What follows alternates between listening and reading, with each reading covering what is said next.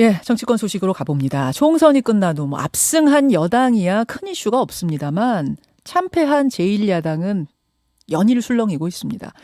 조기 전대를 치를 거냐, 비대위 체제로 갈 거냐, 비대위 체제로 간다면 누가 이끌 거냐, 갑론을박 끝에 결국 20대 현역 의원, 21대 당선인 모두에게 전수조사를 해서 한 표라도 더 나오는 쪽으로 가겠다는 게 방침이었습니다.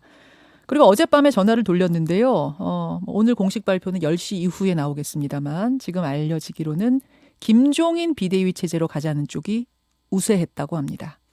물론 김종인 위원장이 받을지 말지는 아직 모릅니다. 자, 김종인 선대위원장의 입장 직접 확인해 보죠. 김종인 위원장님 어서 오십시오. 네, 안녕하세요. 고생 많으셨습니다. 고생은 뭐 한 2주 좀 뛰어댕기는 거밖에 없는데 뭐. 아니 어디 몸 좀 추스르셨어요. 그래도 네? 2주 고생 많으셨는데 몸 좀 추스르셨어요? 한 일주일? 뭐 특별히 뭐 추스를 것도 없고 하기 때문에 그냥 뭐 집에서 편안하게 좀 지내는 것뿐이에요. 그러셨어요. 아니 오늘 저는 조금 이렇게 좀 얼굴 상해서 오셨을까 했는데 얼굴이 지난번보다 더 좋으세요? 빛이 좀 나세요? 모르겠어요, 그건 나 뭐. 마음이 좀 편해지신 건가 싶기도 하고. 뭐 앞에 내가 뭐 마음에 걱정할 일은 없으니까. 걱정 안 되세요, 당? 내가 뭐 내가 사실은 뭐 이 선거를 내가 준비했던 사람도 아니고 그거 다 만들어 놓은 그 이후에 내가 가서 참 여러 가지로 생각 끝에 내가 마지막에 2주 동안 예. 뭐 쉽게 얘기해서 내가 통합당에 봉사를 해준 건데 가기 전서부터 이미 공천하는 과정에 잡음도 많고 예.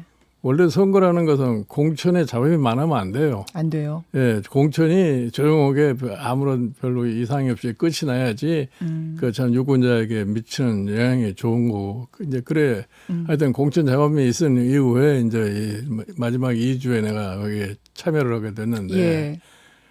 이 선거하는 과정 속에서도 참 이 납득하지 못한 일이 많이 발생을 했어요. 예를 들어서 참 정치인들이 말에 대한 신중성을 갖다 가졌어야 되는데 그 말을 막 함부로 해가지고 그 설화가 이제 생겨나게 되지 않았어요? 막판에 뭐 막판에뿐이 아니라 뭐 초기 후보. 중반서부터 제일 첫째로는 이제 우리 저 당신 황교안 대표께서 N방 문제 가지고서 좀 이상한 발언을 갖다 해서 그때서부터 좀 분위기가 이상했는데 그다음에 뭐 연속해서 뭐 김대우 후보 그다음에 마지막에는 차명진 후보 이렇게 해가지고서 그런 말들이 쏟아졌을 적에 야, 사람들이 무슨 생각을 하고 그렇게 했나 이게 진짜 다른 후보자들에게 어떠한 영향을 미칠 것인가 하는 이런 것에 대한 아무런 소위 배려도 없이 그냥 하고 싶은 말을 뱉어가지고서 내가 보기에 그런 등등이 저 역시 가장 좋지 못하게 작용했다고 나는 생각을 해요. 홍준표 전 대표 저희 얼마 전에 인터뷰했는데 홍준표 전 대표는 그 얘기를 하시더라고요. 그런 막말이 터졌을 때 그냥 당 차원에서는 무시하는 전략으로 갔었어야 되는데 괜히 그걸 키운 거 아니냐? 아니 키운 게 아니라 그건 뭐 그 사람 얘기대로 뭐 그럴 수도 있다고 생각하지만 실질적으로 일단 말이 뱉어지면은 그거에 대한 수습을 생각을 해야지 그게 아무것도 아닌 장 넘어갈 것 같으면은 유권자들이 그런 당에 대해서 무슨 생각을 하겠어요? 그 판단은 옳았다고 보시는 거고요. 그러니까 제명이라든지 저 사람은 내 당 사람 아니야 이렇게 한다든지. 근데 그것도 이제 빨리빨리 처리를 했으면 좋았는데 그거를 처리를 질질 밀고 이러는 바람에 유권자들에게 소위 실망을 줄 수밖에 없었던 거죠. 그렇게 보시는. 그럼 차명진 후보가 빠른 제명이 아닌 탈당 권유 나오면서 사전 투표 기간에 딱 거기 겹쳤잖아요. 그런 거죠. 그 영향 줬다고 보세요, 마지막에? 나는 어느 정도 영향을 줬다고 봐요. 수도권 참패에 영향 줬다고 보세요? 네. 그리고 뭐 이번에 참 선거하는 과정 속에 이 코로나 바이러스 이 문제가 아주 집중적으로 이제 논의가 되는 과정 속에서 정부가 결국은 이제 코로나 바이러스 문제에 대해서 어느 정도 진정이 되니까 정부의 역할이 굉장히 참 높이 평가되는 그런 상황도 나타났고 그다음에 특히 이제 이 재난 자금 준다는 그것이 내가 보기에 그 자체가 유권자들에게 상당한 영향을 미쳤다고 나는 봐요. 그렇게 보세요. 네. 원래 선거 때문에 그래요. 유권자라는 사람이 자기에게 화폐적인 소위 이득이 얼마만큼 오느냐에 따라서 이 투표 성향에 많은 영향을 미치는 건 틀림없는 사실이에요. 그런 것들이 다 종합적으로 사실은 이제 당을 맡으실 겁니까? 안 맡으실 거? 그거부터 질문 드리려고 했는데 뭐 총선 이야기가 나왔으니까 여기부터 가야겠네요. 그러면 이제 끝나고 나서 얘기입니다만 뭐가 제일 힘드셨어요? 뭐가 힘들었냐고요? 뭐가 제일 힘드셨어요? 나는 솔직히 해서 내가 처음부터 그걸 관여를 안 했기 때문에 네. 나는 내가 할 수 있는 얘기만 다 했기 때문에 나 자체가 무슨 힘든 걸 느끼지 않았어요. 그러면 2주가 아니라 공천 때부터 함께 했었더라면 결과 좀 달라졌을 거라고 보세요? 내가 보기에 공천이 이번 사실 선거에서는 결정적인 영향을 미쳤다고 나는 봐요. 결정적인 건 공천이라고 예. 보세요? 공천이 역시 사천이었다고 보세요? 뭐 사천을 되는지 뭔지 그건 내가 얘기할 필요가 없고 공천이라는 건 내가 처음에 말씀드린 대로 잡음이 하나도 없어야 돼요. 잡음이 있었던 것부터 문제다. 제일 힘든 건 너무 늦게 내가 나왔구나 이것 때문에. 뭐 힘들었다는 거는 내가 그건 내 판단에 의해서 간 거기 때문에 내가 뭐 특히 힘들었다고 생각하진 않아요. 그러셨어요. 아니 사실은 김종인 위원장이 뛰어든 선거는 거의 다 승리로 이끄셨던 경험이 있는데 이번에는 야 이건 해도 안 되겠구나 이런 느낌이 어느 순간 좀 오던가요? 아니 내가 처음에 그래서 주저주저 했던 거예요. 그래서 주저주저 하셨어요? 뭐 공천하는 과정을 보니까 이게 선거가 과연 저렇게 해서 제대로 되겠나 하는 생각을 했어요. 그래서 내가 처음에 뭐 선대위원장 얘기가 났을 때가 상당히 주저를 했고 그 당시에 이제 공천에 대해서 이렇게 해도 되겠느냐 하는 얘기를 내가 했던 거죠. 그러다가 어쨌든 뛰어드셨잖아요. 2주 남기고 뛰어드셨고 어느 순간에 어떤 순간에 이번에 틀렸구나 안 되겠구나 어떤 순간에 그런 느낌이 좀 확. 뭐 어느 순간이 아니라 뭐 들어가서 막말 나타나기 시작하고 그다음에 이제 그럼 황교안 대표의 그 N번방 거기부터 그렇죠. 그 순간부터 안 되겠구나. 그때서부터 시작을 해가지고 그래가지고 난 후에 이제 마지막에 소위 정부가 재난자금 주겠다고 약속을 하고 실질적으로 이제 그런 문제가 터지기 시작한 다음서부터 유권자가 야당은 아무리 그런 얘기를 해봐요 유권자들이 믿어주질 않아요. 실행할 야당이 뭐 얼마 준다고 해봤자 실행할 능력이 없으니까. 그렇죠. 실행할 능력이 없죠. 결국 거기서 틀렸구나. 그러니까 황교안 대표의 N번방 얘기에서 이거 틀렸구나 한번. 그렇죠. 나는 N번방 얘기로 인해서 어머니들한테 마음에 많은 상처를 준 건 사실이라고.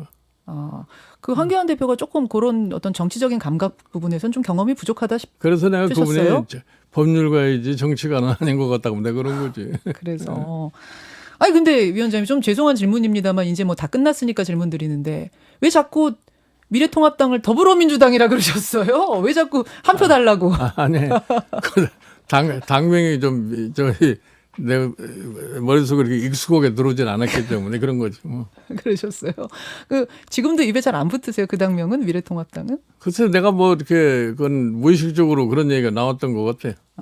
알겠습니다. 자 이제 당의 미래 얘기하기 전에 당장 이 당을 그러면은 김종인 위원장이 맡을 것인가 안 맡을 것인가 이 답변을 좀 듣고 싶습니다. 어제가 밤사이에 김종인 비대위로 가자는 것에 대해서는 의견이 더 우세했다고 하고 오늘 10시에 최종 결정이 나면 아마 전화가 올 겁니다. 아직 전화 못 받으셨죠? 못 받으셨죠. 전화가 오면 어떻게 하시겠습니까? 글쎄요. 내가 지금 아직까지 내가 공식적으로 이렇게 비대위를 맡아달라 이런 얘기를 갖다가 실질적으로 받아본 적이 없어요. 나 좀 도와줬으면 좋겠다 하는 식의 얘기는 들었어도. 예. 그러니까 이제 사실은 가서 일을 하려면은 내가 과거에 그런 경험을 안 해봤으면 모르되 과거의 경험상에 보면은 굉장히 말이 많아요. 그 당이요? 예, 그 당이 내가 2012년에 박근혜 비대위에 들어갈 때부터 나 개인에 대해서 거부 반응이 너무나 많은 걸 내가 잘 알았어요. 그때도. 그러나 그럼 일단 내가 시작을 했기 때문에 내가 그때도 시한을 정해놓고 이때까지 내가 얘기하는 것이 관철이 안 되면 나는 그만두겠다고 내가 정해놓고서 이제 그걸 관철을 시키고 결국 그렇게 해서 자기가 기대치도 않았던 19대 총선에서 과반수 이상을 확보를 하고 그다음에 자기네들 선거 분석을 갖다가 해가지고서 뭐가 크게 작용하느냐를 아니까 이제 또 박근혜 당시에 비대위 위원장이라는 사람이 날 보고 대통령 선거까지 꼭 해달라고 사정을 해서 내가 참 여러 가지로 말을 믿고 내가 시작을 했던 거예요. 네, 네. 그러면 그 과정에서도 뭐 내부적으로 뭐 엄청난 저항이 있었다는 건 다 알아요. 그러나 일단 맡았으니까 내가 끝까지 관철을 갖다 해주고 네. 대통령 선거 끝나고 나서 그냥 헤어져 버렸는데 네. 그런 사태를 경험을 했기 때문에 내가 사실은 뭐 이걸 해야 되느냐 안 해야 되느냐 하는 것에 대해서는 내가 좀 신중하게 생각할 필요가 있다고 봐요. 해야 되느냐 안 해야 되느냐 신중하게 생각할 필요가 있다. 네.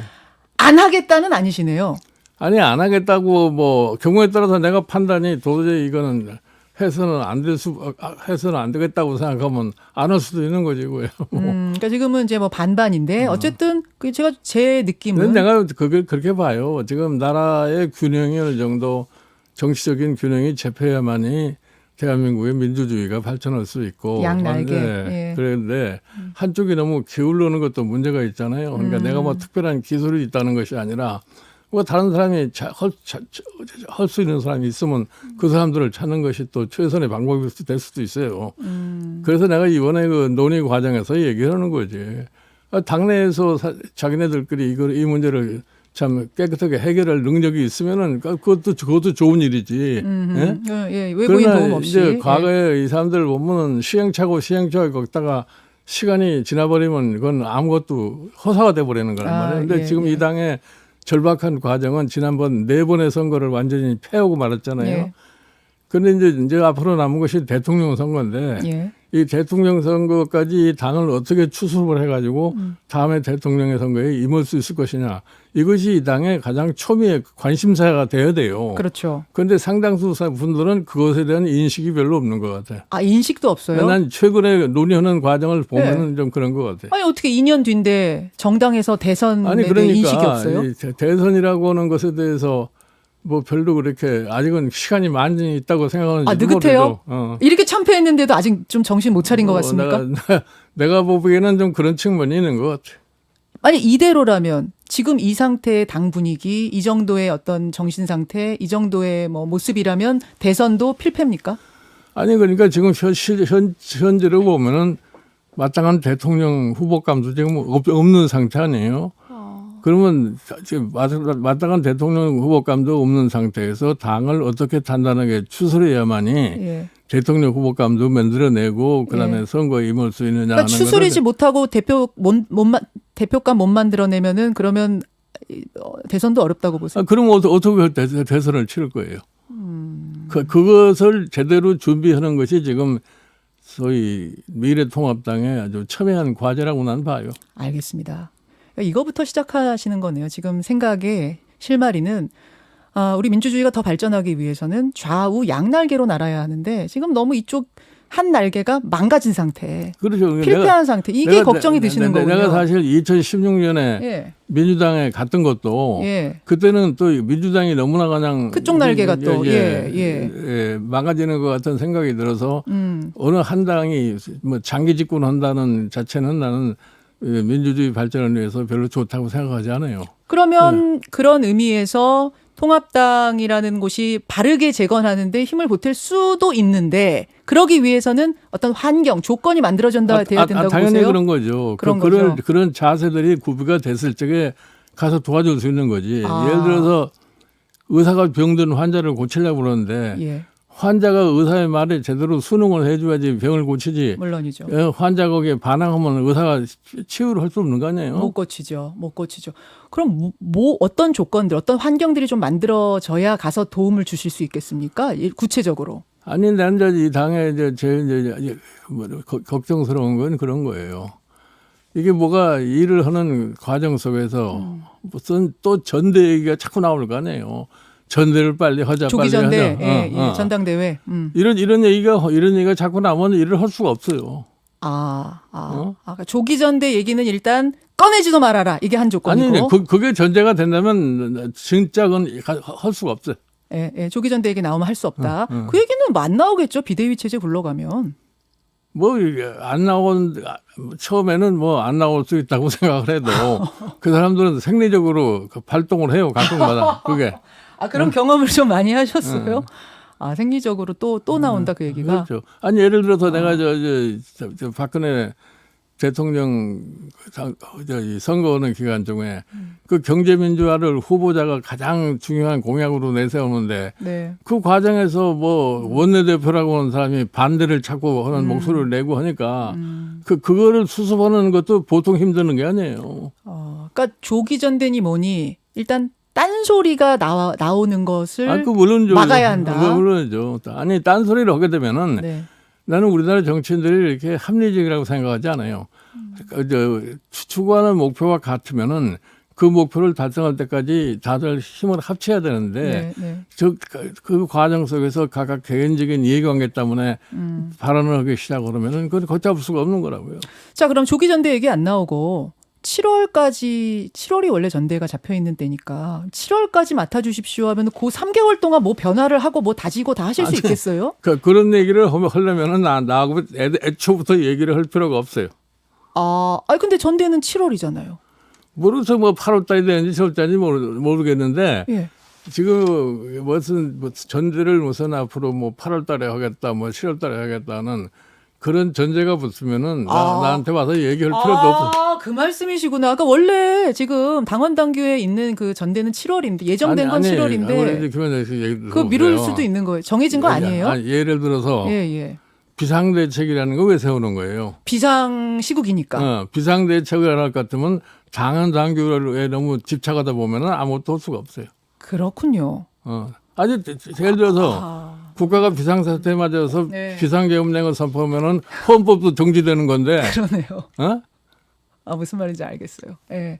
그러면 지금 뭐 7월을 땡겨서 조기 전대 이 얘기가 아니라 아예 전대를 언제 한다는 걸 박아놓고 가지 말아라. 그거 당연한 거죠. 그것부터가 첫 번째다. 그래서 그럼 비대위로 당을 치술일 수 있는 기간은 얼마나 보세요? 얼마나 정권을 잡고 그거는 뭐 일을 해봐야 아는 건데 내가 조금 전에 말씀드린 대로 다음 대선을 어떻게 끌고 갈 거냐 하는 그 준비가 철저하게 되지 않고서는 지금 비상대책위원회를 만드는 의미가 없어요. 그게 다져질 때까지 이만하면 됐다 할 때까지 가야 한다. 그러면은 엔드리스네요. 일단 나도 내가 솔직하게 말씀드려서 내가 도시에서 무슨 목적을 달성하기 위해서 그 일을 하겠어요. 아까 그러셨잖아요. 좌우 날개 튼튼히 하고 당의 대표 그거를 튼튼히 해주려면은 결국은 대선에 확실하게 보일 수 있도록 일을 해주고 나와야 되는 거 아니에요. 대권 후보 만들어 놓고 나와야 된다. 아니 뭐 대권 후보 만드는 거 뭐 대권을 제대로 선거를 치를 수 있는 그 준비까지는 해줘야 된다니. 얼마나 걸려요? 당사관 그건 내가 모르겠어요. 얼마나 걸릴지는. 그러면은 시간 정하지 않고 일단 시작해야겠네요. 시간 정하는 것 자체가 무의미하다고 보시는 거군요. 그리고 비대위원장한테는 일단 다른 사람들이 딴지 걸지 않도록 전권이 주어져야 합니까? 뭐 정권이라는 건 뭐 가서 비대위원장 하면은 지금 현행 대표의 권한을 갖는 거기 때문에 뭐 정권이라는 얘기 자체를 얘기할 수는 없어요. 만약에 비대위원장을 하는 과정 속에서 웬만한 자본 같은 거는 그건 제어를 할 수가 있으니까 그거 가지고 내가 뭘 신경 쓸 필요도 없는. 이미 비대위원장 되면 전권이 주어지는 거라고 보시는 거죠. 당연히 그렇게 되는 거죠. 자, 정리를 좀 하자면 당의 지금 대선 후보도 잘 안 보이는 상황에서 대선을 치를 수 있을 정도의 발판이 만들어지게끔 비대위원장이 해야 한다. 그 정도 무제한의 시간, 그러니까 언제까지 끝내라 이게 아니라 그게 될 때까지는 비대위원장에게 전권을 준다는 약속을 해야 도울 수 있다. 비대위원장 맡을 수 있다. 그런 말씀이세요. 지금 사실 이제 비대위가 1차 가서 해야 할 일이 뭐냐면 이번 선거가 왜 이 모양으로 나타나느냐 하는 이 분석부터 해야 할 거 아니에요. 백서부터 쓰셔야죠. 쓰셔야죠. 그렇죠. 그거 지금 대선 후보 자꾸 안 보인다고 그러시는데 저 며칠 전 인터뷰한 홍준표 전 대표가 대권이 마지막 꿈이다 그러셨거든요. 그런 꿈꾸는 사람이야 뭐 그 홍준표 씨 꿈중에서요. 내가 보기에 대권 꿈꾸는 사람은 뭐 수도 없이 많다고 생각해요. 그래요. 근데 눈에는 잘 안 보이세요? 이만하면 되겠다는 사람이? 아니 뭐 내가 개인으로 봤을 때 그게 사실 대권 꿈이라는 게 꿈꾼다고 이루어지는 게 아니라고. 여러 가지 여건이 갖추어지고 거기에 소위 국민들의 의사가 집약됐을 적에 할 수 있는 거지. 그렇게 뭐 꿈꾼다고 대통령이 되겠어요? 꿈꾼다고만 되는 건 아니다. 하늘이 내려줘야 돼요? 뭐 하늘이네 아니 여건을 만들어서 최대의 노력을 할 수 있는 사람이야 되는 거죠. 자, 2년 남았습니다. 2년 동안 김종인 위원장에게 전권이 주어지고 뭔가 주어진다면 그럼 대선 후보 만들고 승리까지도 뭐 견인해 보실 수 있겠습니까? 자신 있으십니까? 그거야 뭐 이제 가봐야 하는 거죠. 그거 내가 지금 뭐 아니 당 상태를 잘 아시니까 이 정도 상태의 상황이면 내가 해보면 되겠다 안 되겠다 견적 나오시잖아요. 아니 대략적으로 내 나름대로 생각이 있어요. 내가 지금 뭐 이번 선거를 마치면서 네. 내가 이번 선거를 초기서부터 관여를 안 해봤지만 마지막에 결과를 보고서 분석을 해보면은 예. 대략 뭐 앞으로 전망이라는 것이 어떻게 설 수가 있다 하는 거는 내 나름대로 개념이 있어요. 그러니까 그거를 내가 지금 미리서 말씀드릴 수는 없는 거고. 예. 아, 전망은 머릿속에 좀 계산은 서는 게 있다. 아니 무책임하게 무슨 일을 맡아서 할 수는 없는 거 아니에요.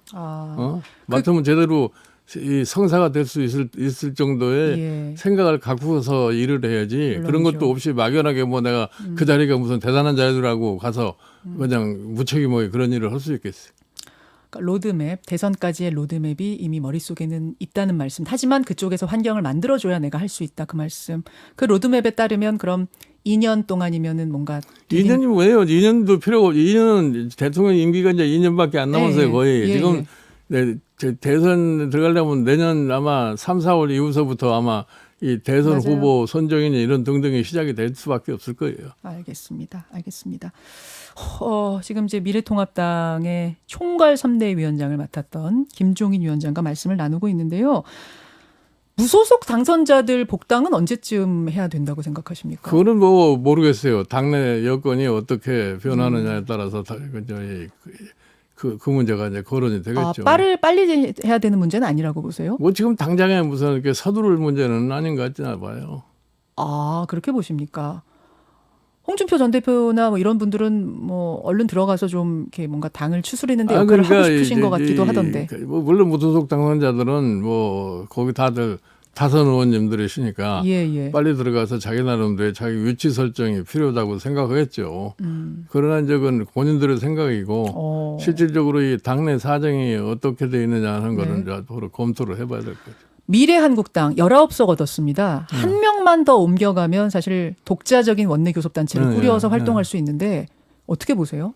그거는 뭐 미래한국당이 어떻게 앞으로 방향을 설정하고 노력을 하냐에 달려 있겠죠. 아니 통합당의 위성정당이니까. 내가 보기에 통합당의 위성정당으로 시작을 했지만 미래 한국당이 아마 본인들 스스로 거기 전부 다 지금 전문가들로 구성된 초선 의원들로만 돼 있잖아요.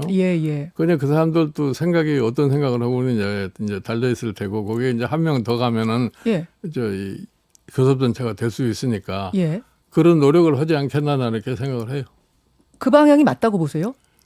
뭐 일정 기간 동안은 그것도 생각해 볼 수 있는 거 아니겠냐는 거죠. 아니 근데 그렇게 되면은 사실상 이거는 선거를 위한 그냥 꼼수 위성정당 정도가 아니라 아예 그냥 위성정당 꼼수 정당 하나가 생기는 거 아닙니까? 아니 그건 그러니까 그건 대한민국에 지금 뭐 선거법이 그런 거를 만들어 준 거지. 어허. 결국은 선거법이 무슨 연동형 비례대표인가 하다 보니까 그런 소위 정당이 탄생을 한 거죠. 희한한 정당이 탄생했는데 저는 그 선거 끝나면 다시 합치는 걸로 알고 있었는데 합치지 않고 갈 수도 있다고요? 아니 뭐 합칠 수도 있고 합치지 않고 갈 수도 있는 일단 하여튼 명목상의 정당인 것만큼은 틀림이 없으니까. 그건 틀림없으니까. 근데 빨리 합칠 필요는 없다고 보세요?